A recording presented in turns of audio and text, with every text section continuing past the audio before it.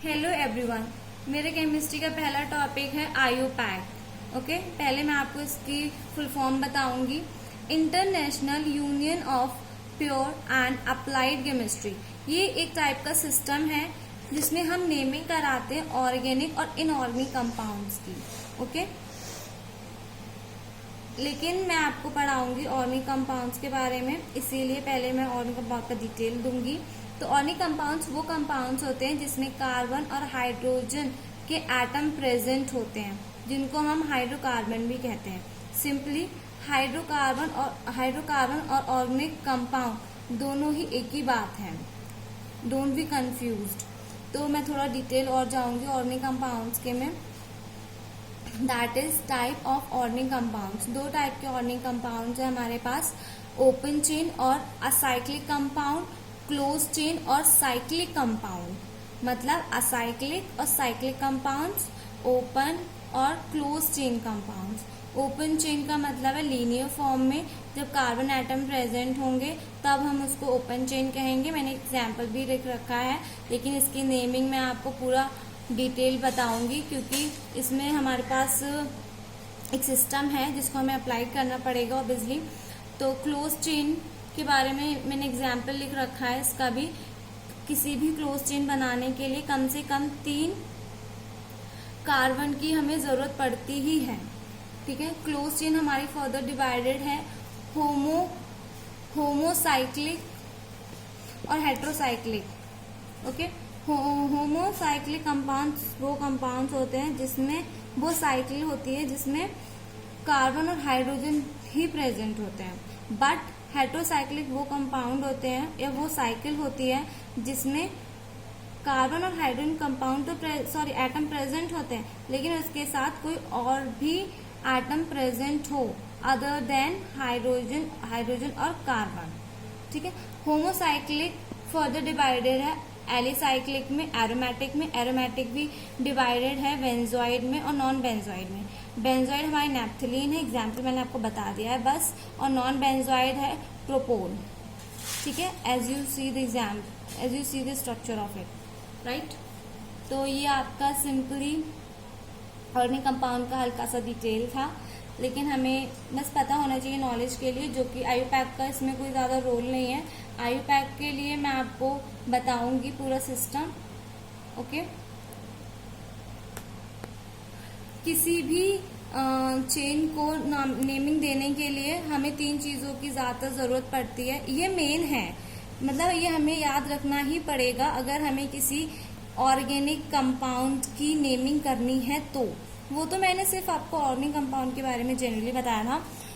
तो कहने का मतलब ये है, पहले हमें पता होना चाहिए word root, suffix, prefix. Suffix में आपका प्राइमरी और सेकेंडरी है, प्रीफिक्स में आपका प्राइमरी और सेकेंडरी फॉर्म है। ठीक है, मैं आपको इसके बारे में डिटेल कराऊंगी।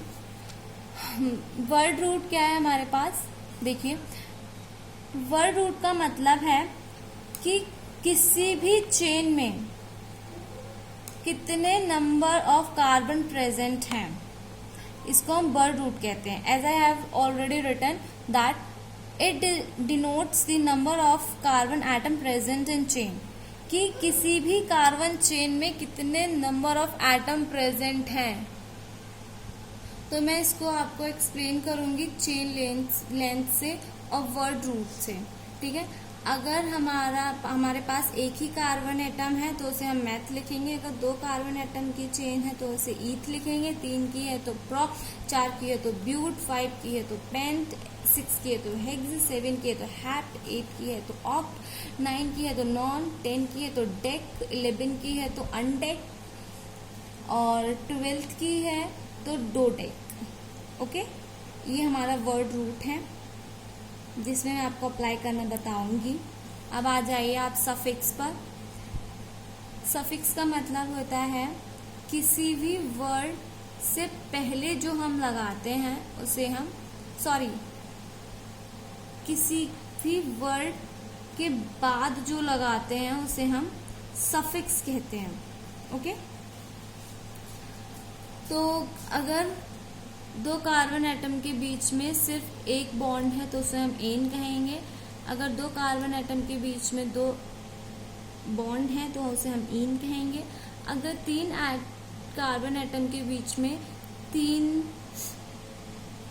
बॉन्ड है तो हम उसे इन कहेंगे, आइन कहेंगे। ओके, ये हमारा प्राइमरी सफिक्स था। अब हम आपको बताएंगे सेकेंडरी सफिक्स, ठीक है, जिसे हम नेमिंग के बाद में जो लगाएंगे। ठीक है, तो इसमें हमें पता होना चाहिए कि हमारे कौन कौन से फंक्शनल ग्रुप होते हैं। ये आपको लर्न करने पड़ेंगे या फिर जब आप प्रैक्टिस करोगे तो आपको अपने आप ही लर्न हो जाएंगे। ओके, तो हमारे पास कुछ ऑर्गेनिक कंपाउंड्स है, जैसे अल्कोहल है, एल्डिहाइड है, कीटोन है, कार्बोक्सिलिक एसिड है, ईस्टर है, एसिड क्लोराइड है, एसिड अमाइड है, नाइट्राइल है, अमाइन है। ओके, तो इसका अगर हम किसी भी ऑर्गेनिक कंपाउंड को आइडेंटिफाई करें कि ये अल्कोहलिक है या नहीं, तो हमें इस फंक्शनल ग्रुप से पता चलेगा कि इसमें अल्कोहल है या नहीं। राइट, तो अल्कोहल का OH ग्रुप है, एल्डिहाइड का CHO है, कीटोन का CO है, एंड कार्बोक्सिलिक एसिड का COOH है, ईस्टर का COOR है, एसिड क्लोराइड COCl है, एसिड अमाइड नाइट्राइल को कहेंगे CN, अमाइन को कहेंगे NH2। इसको सफिक्स में हम कैसे लिखेंगे, जब हम उसको वर्ड में लिखेंगे। ये तो हमारे साइन है एक टाइप के।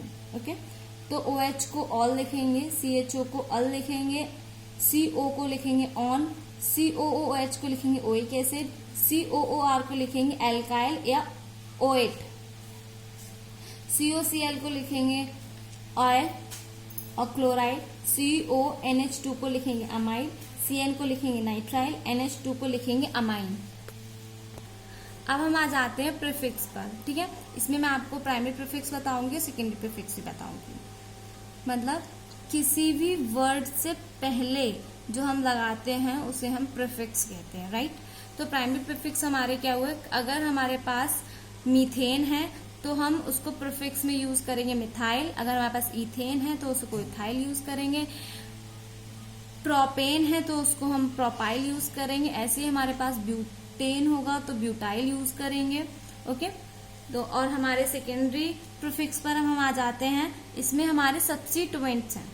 ठीक है, मतलब कि हैलोजन भी हो सकते हैं, नाइट्रोजन ग्रुप के एटम्स भी हो सकते हैं।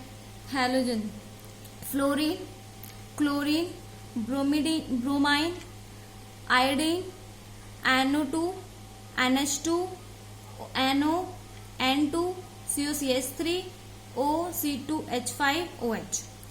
फ्लोरीन को हम लिखेंगे प्रीफिक्स में फ्लोरो, क्लोरीन को लिखेंगे क्लोरो, ब्रोमीन को लिखेंगे ब्रोमो, आयोडीन को लिखेंगे आयोडो, NO2 को लिखेंगे नाइट्रो, NH2 को लिखेंगे अमाइन, NO को लिखेंगे नाइट्रोसो, N2 को लिखेंगे डायजो, OCH3 को लिखेंगे मिथॉक्सी, OC2H5 को लिखेंगे इथॉक्सी, OH को लिखेंगे हाइड्रोक्सो। ठीक है, हाइड्रोक्सी भी लिख सकते हैं। ये आपका हो गया सेकेंडरी प्रीफिक्स के बारे में। ठीक है, अब हमारे पास एक नोट है जिसके बारे में आपको बताऊंगी कि किसी भी ऑर्गेनिक कंपाउंड की IUPAC बनाने के लिए, मतलब नेमिंग करने के लिए ये फॉलो करना इम्पोर्टेंट है। मतलब पहले हम प्रीफिक्स लगाएंगे, वर्ड रूट लगाएंगे, primary suffix, secondary suffix. Right, word root से पहले जो लगाया उसको हमने प्रीफिक्स कहा है, वर्ड रूट के बाद जो हमने लगाया वो सफिक्स कहा है, primary suffix then secondary suffix. Right, मैंने एक एग्जाम्पल दिया है जिसमें 4 कार्बन एटम की चेन है और एक फंक्शनल ग्रुप है और क्लोरीन है। एज अ प्रीफिक्स की तरह हम इसको यूज करेंगे, as I told you earlier. तो किसी भी ऑर्गेनिक कंपाउंड का नेमिंग करने के लिए हमें ये नंबरिंग करनी ही पड़ती है, मतलब इजी हो जाएगा आपके लिए। ओके, और हमेशा नंबरिंग फंक्शनल ग्रुप के साथ ही होती, मतलब स्टार्टिंग वहीं से होती है। फंक्शनल ग्रुप आपका फंक्शनल ग्रुप जैसे OH हो गया, CHO हो गया, और आपका CO हो गया, है ना, ये तो मेन है, और भी है COOH ग्रुप है, ये सारे कैसे फंक्शनल ग्रुप हैं। अगर फंक्शनल ग्रुप में ही कार्बन एटम प्रेजेंट हो तो नंबरिंग वहीं से स्टार्ट हो जाएगी, मतलब उसको छोड़ना नहीं है, ये हमारा मेन पॉइंट है यहाँ पर। तो मैंने इसकी नंबरिंग ऑलरेडी कर रखी है, as you see. Functional group है 1 2 3 4, ठीक है। इस चेन के अलावा और फंक्शनल ग्रुप को छोड़ के अगर हमारे पास मान लीजिए 2 सब्सिट्यूएंट होते तो हम इसको नेमिंग पता कैसे कराते, ABC की अल्फाबेटिकल वे में, बट इसमें है नहीं, मैं आपको बताऊंगी उसके बारे में भी। तो पहले हमने प्रीफिक्स ले लिया है क्लोरो, मतलब क्लोरीन को हम क्लोरो लिखते हैं ना, है ना। 3 क्यों लगाया है, क्योंकि कार्बन 3rd नंबर के कार्बन एटम से ये ज्वाइन है, इसलिए 3 लगा दिया। क्लोरो लिख दिया क्लोरीन को, ब्यूट, फिर आ गया हमारा वर्ड रूट, ओके। एन क्यों लगाया है हमने, बिकॉज हमारे पास सब सिंगल चेन है, मतलब कि हर एक कार्बन एटम के बीच में सिंगल बॉन्ड है, इसलिए एन लगा दिया। हमारे पास एन होता है ANE, राइट, और OH। अगर किसी फंक्शनल ग्रुप O से स्टार्ट हो रहा है, मतलब कि बॉबल से AIOU से स्टार्ट हो रहा है, तो जो E होगी उसको हम ड्रॉप करा देते हैं। ये हमारा एक सिस्टम का रूल है कि अगर किसी फंक्शनल ग्रुप में बॉबल हो तो E को ड्रॉप कर दिया जाए, इसलिए हमने यहाँ पे E यूज नहीं की है, राइट। तो ओनली इसलिए लगाया है क्योंकि जो अल्कोहल ग्रुप है वो फर्स्ट कार्बन एटम से ज्वाइन है, ओके। तो 3 chloro but ene 1 one, right. Start करिए।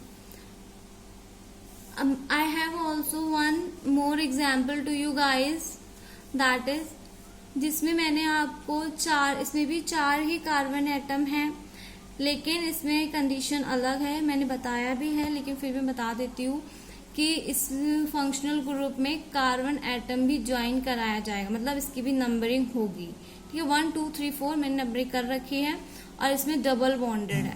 पहले और दूसरे कार्बन एटम के बीच क्या है, वो है डबल बॉन्डेड। लेकिन अगर कभी भी मान लीजिए अगर हमारा यहाँ पर है तो 2 से 2 ही लिखेंगे, जैसे डबल बॉन्डेड है ना, तो हमने 1 लिखा है इस कार्बन, ऐसे ही अगर यहाँ पर होता तो 1 2 तो हम 2 लगा देते, ठीक है।